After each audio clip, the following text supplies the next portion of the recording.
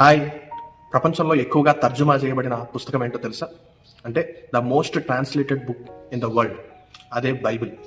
ఎక్కువ భాషల్లోకి తర్జుమా చేయబడింది బైబిలే కాబట్టి అనేక మంది చేత చదవబడిన పుస్తకం కూడా బైబిలే. భాషా పరిశోధకుల లెక్క ప్రకారం ప్రపంచమంతటా దాదాపు 7,000 కంటే ఎక్కువ భాషలు ఉన్నాయి. అందులో దాదాపు 4,000 కంటే ఎక్కువ భాషల్లోకి బైబిల్లోని భాగాలు తర్జుమా చేయబడ్డాయి. 66 పుస్తకాలుగా ఉండే పూర్తి బైబిల్ దాదాపు 700 కంటే ఎక్కువ భాషల్లోకి తర్జుమా చేయబడింది. బైబిల్లో ఉన్న కొత్త నిబంధన దాదాపు 1800 కంటే ఎక్కువ భాషల్లోకి తర్జుమా చేయబడింది.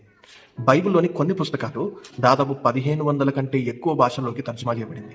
మన భారతదేశంలో దాదాపు 121 ప్రధాన భాషలు ఉన్నాయి. దాదాపు బైబిల్ 100 కంటే ఎక్కువ భారతదేశంలో ఉన్న భాషల్లోకి తర్జుమా చేయబడింది. ఇలా బైబిల్ ఎక్కువగా తర్జుమా చేయడానికి కారణం ఏంటో తెలుసా? అదే యేసుప్రభు బోధ, యేసుప్రభుని గూర్చిన సువార్త ప్రపంచ దేశాలకు విస్తరించడం. ఈ సువార్తే బైబిల్ తర్జుమాకి మూలమైన కారణం.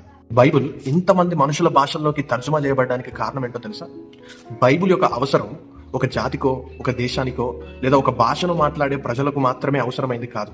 బైబిల్లో ఉన్న యేసుక్రీస్తు సువార్త సందేశం ఈ భూమి మీద బ్రతికే ప్రతి మనిషికి అవసరం. భారతదేశమా, బైబిల్లోని యేసు సువార్త మన భాషలో కూడా తర్జుమా చేయబడింది. యేసు యొక్క అవసరత నాకు కూడా ఉందని గుర్తించు. Thank you.